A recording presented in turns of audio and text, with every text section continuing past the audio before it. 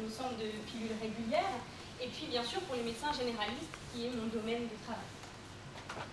La méthode employée pour réaliser l'étude, eh bien, c'était une étude observationnelle transversale qui a été menée entre le 1er février et le 31 août 2012.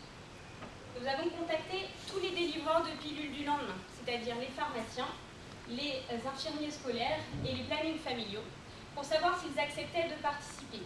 Leur participation consistait à remettre un questionnaire en Corse du Sud et à Paris, dans le 12e arrondissement, aux femmes venant chercher la pilule du lendemain. Ce questionnaire était rempli par les femmes directement et renvoyé par elles-mêmes à l'aide d'une enveloppe pré-timbrée et pré-adressée que nous avions fournie. Lorsque nous avons contacté pour la première fois les délivreurs, nous leur avons demandé combien de femmes potentiellement viendraient chercher la pilule du lendemain, selon leurs chiffres habituels, sur la période de notre étude, afin de fournir suffisamment de questionnaires pour que toutes les femmes souhaitant participer à l'étude puissent remplir le questionnaire et nous le renvoyer.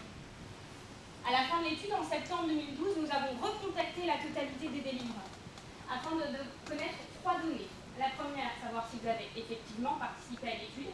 La deuxième, de savoir combien de questionnaires restaient en leur possession, ce qui nous a permis de déduire le nombre de questionnaires remis. Et enfin, de savoir combien de pilules sont sorties de leur officine ou de leur lieu de délivrance pour les femmes qui venaient la chercher.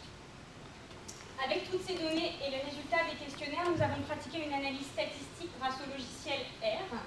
Tout d'abord en description univariée pour l'objectif principal, c'est-à-dire selon une seule variable, qui étaient les facteurs sociodémographiques, puis en description bivariée en croisant les deux variables qui étaient les facteurs sociodémographiques et les modalités d'utilisation de la pilule du lendemain. En termes de représentativité de l'étude, nous avons démarché la totalité des délivreurs de pilules du lendemain en Corse du Sud et dans le 12e arrondissement de Paris. Il y en a eu 66,9% qui ont effectivement participé à l'étude. Ces délivreurs qui ont effectivement participé à l'étude ont remis en tout 911 questionnaires et nous en avons reçu 91, soit un taux de réponse de 10%. Parmi ces 91 questionnaires, il a fallu en exclure 16 en raison de réponses incohérentes ou aberrantes, rendant les résultats ininterprétables sur le plan statistique, ou bien en raison de questionnaires bien renvoyés mais non remplis, donc sans aucune donnée sociodémographique. Ainsi, nous avons 75 questionnaires inclus dans l'étude, ce qui fait un taux de réponse global de 8,2%.